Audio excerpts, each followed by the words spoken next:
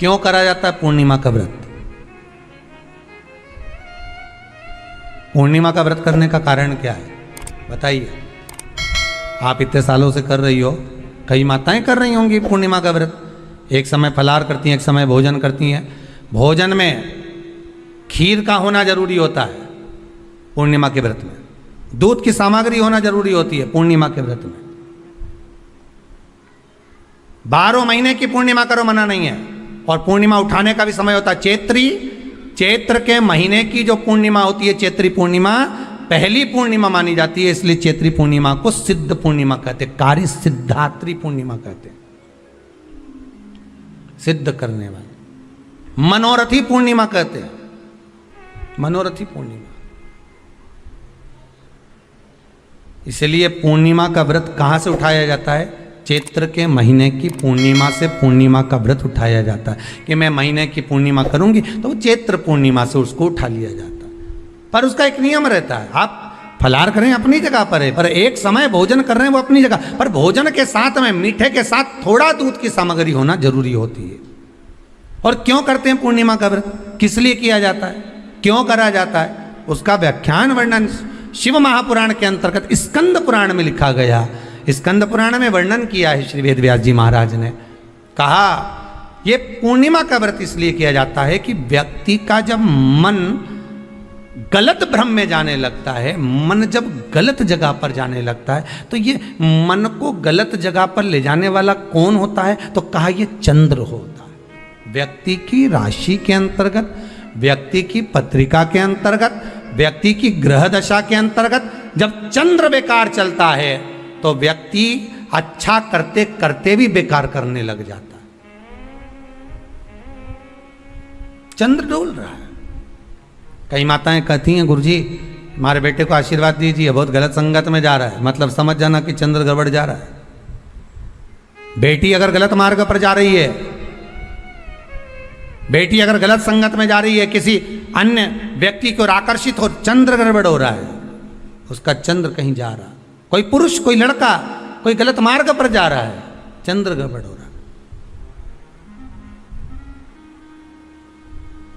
घर में जो क्लेश उत्पन्न होता है, घर में जो विवाद उत्पन्न होता है, उस विवाद को रोकने के लिए केवल चंद्र की ही, इसलिए तो पूर्णिमा घर की नारियां हमारे यहाँ हिंदू धर्म में यहाँ तक स्कंद पुराण में कह दिया कि प्रत्येक पूर्णिमा आप लोग कभी आप लोगों ने सत्यनारायण जी की कथा करवाई है? जितने लोग आस्था चैनल पर कथा सुन रहे हैं, जितने लोग फेसबुक यूट्यूब पर कथा सुन रहे हैं, यूट्यूब पर कथा का श्रवण कर रहे हैं, उनने कभी सत्यनारायण की कथा करवाई होगी। तो उसमें लिखा है हर कार्तिक, हर पूर्णिमा को, हर संक्रांति को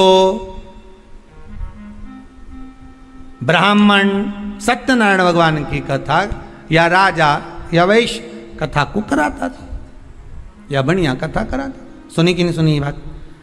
सत्यनारायण भगवान की कथा में लिखा है, स्कंद पुराण के अंतर्गत जो सत्यनारायण भगवान की कथा का स्मरण किया उसमें लिखा है प्रत्येक संक्रांति पूर्णिमा को सत्यनारायण की कथा करवाने लगा और ये योनि को प्राप्त हुआ, इस योनि से छूटा, इस योनि में गया। लिखा है, सब कुछ लिखा है। अब उत्ते से समझ जाओ कि पूर्णिमा को सत्यनारायण की कथा करने का बोला है।